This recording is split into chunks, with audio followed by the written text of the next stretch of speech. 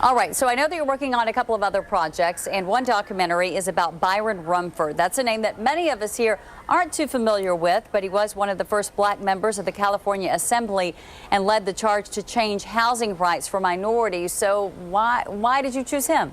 Well, I didn't choose Byron Rumford. The project kind of chose me. My mother, Gloria Nelson, she insisted that I take a break from some of the sports documentaries and focus on a wonderful, wonderful civil rights pioneer from my hometown in Berkeley. And so my mom's encouragement was based on the fact that Byron Rumford had passed legislation back in the early 1960s that allowed her to purchase her first home in an area that at the time was all white, which was North Berkeley. So in setting out to produce the Fair Legislation documentary, it was what I would consider to be a total family project in that, you know, my mom was going to be the executive producer and my son, Douglas Jr., who actually was the cinematographer for the documentary. During my son's sophomore year in high school, at the time that I was beginning to develop the Fair Legislation documentary, Douglas asked me if I could teach him how to use the DSLR cameras because he wanted to become a part of this actual production. And I think one of the reasons why my son wanted to get involved with the production was that a few years earlier, while I was working on Out, the Glenn Burke story, my co-producer, Sean Madison, encouraged me to bring my son on board to be a production assistant to help out with the production of that broadcast documentary, which was an Emmy Award-winning production about Major League Baseball's first openly gay player.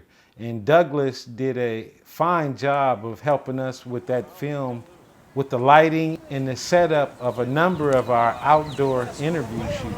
But you wouldn't know anything about it. Anytime you do a documentary film about a public figure, it's very important to get cooperation with that individual's family. So I sought out Byron Rumford's son, who resided in Canada. And so my son and I had to drive all the way up to the state of Washington, catch 2 ferries to Pender Island, Canada, where we met with Bill and Maggie Rumford.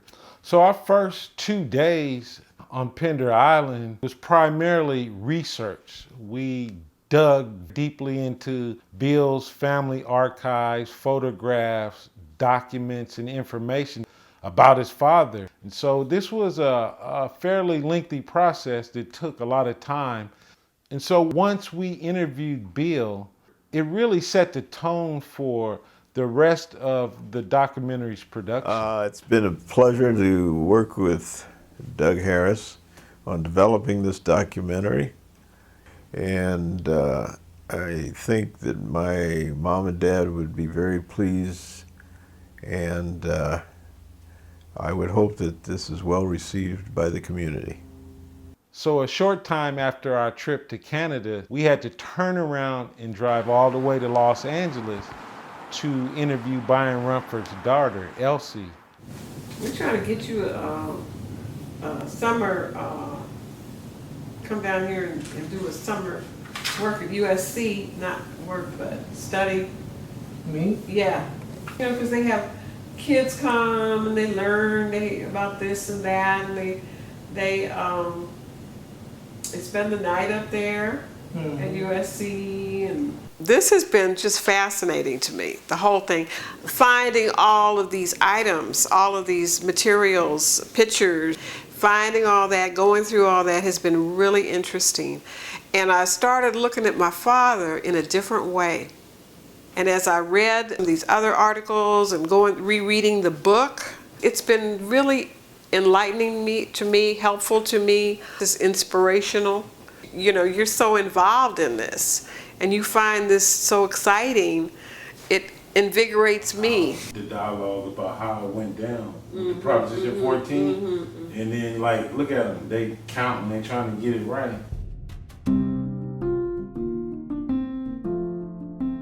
When we set out to produce Fair Legislation, this was actually my first political documentary, and it took an enormous amount of research to develop a storyline for this film. Research is a very important component of the documentary filmmaking process.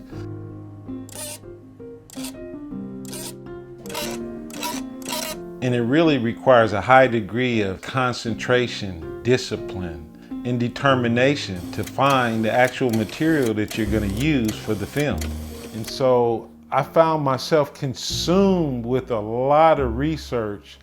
Please welcome Doug Harris. He's the producer and director of Fair Legislation, the Byron Rumford story, a documentary that I happened to get a little bit of a glimpse at. I mean, he really was a pioneer and was behind some really powerful, far-reaching legislation.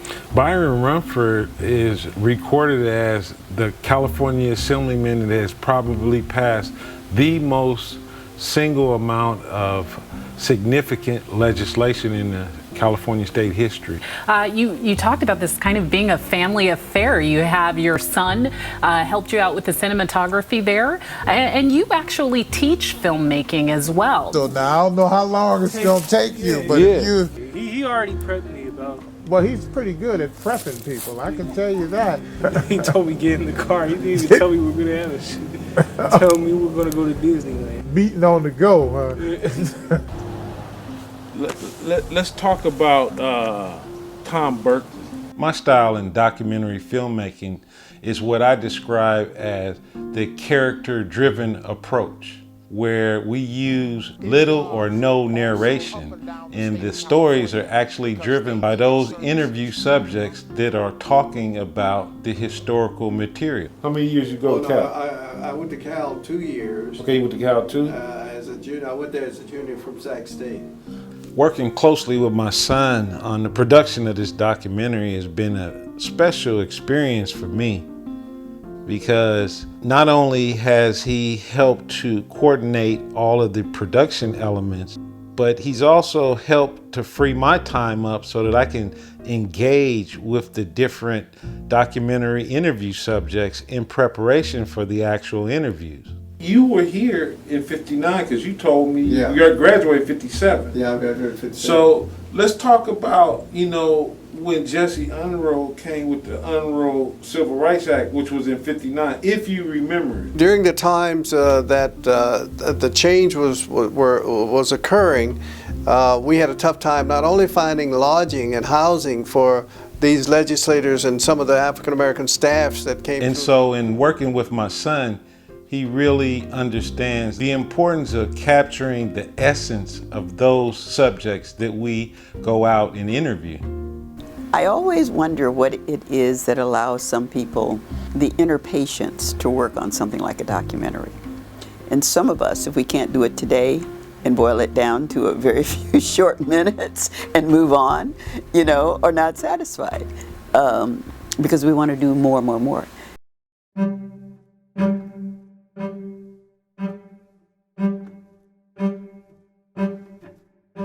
One of the most special parts about assembling a documentary film is when you have to lock yourself into what I call the cave.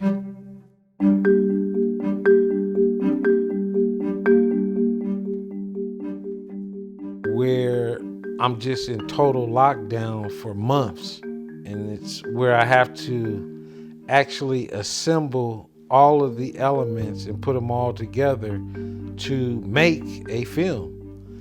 And it's a real lonely, cumbersome process because you're spending days on days just in a dark room working with so much material. It's quite an experience because you literally turn into a hermit during this process, and you basically shut yourself out to the world.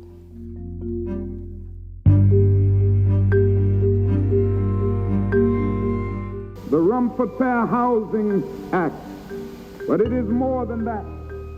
It is a When I came across the audio of Martin Luther King talking about Byron Rumford in Proposition 14 and this big speech he gave at the LA Coliseum, I really wanted to use that material for the documentary, and I couldn't use it for the production because the cost was just going to be way too high.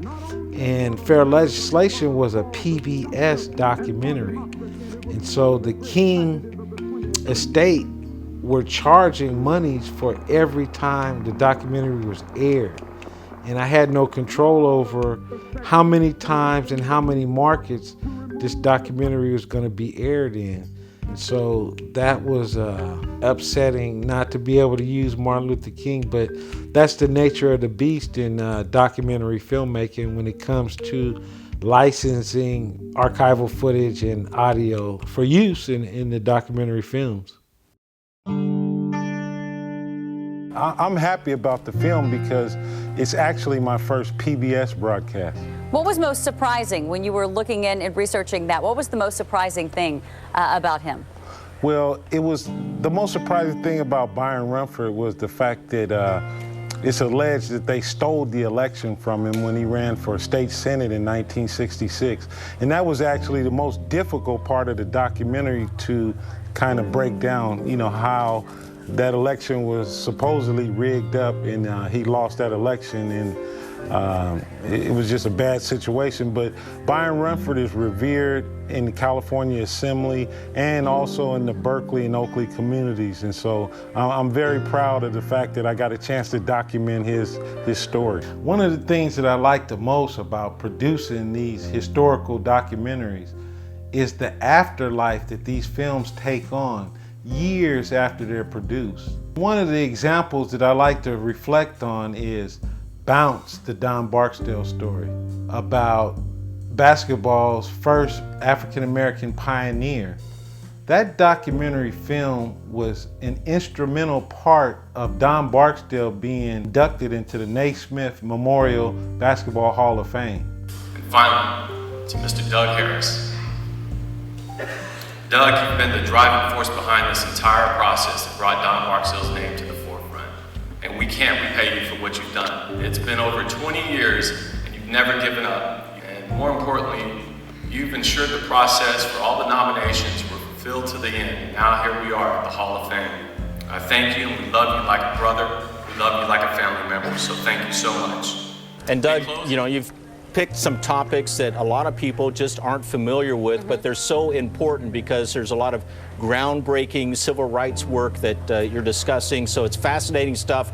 And one of the things that I'd like to see happen is that the Fair Legislation documentary be the impetus behind Byron Rumford being nominated and eventually inducted into the California State Hall of Fame. Byron Rumford was ahead of his time. Many people don't know the strong role that Byron Rumford played. And the state of California is remiss in that it has not recognized the achievements that he made and the contributions that he made to the citizens of the state of California. The progress we've made today because of people like Byron Rumford really ought to be understood and appreciated and celebrated.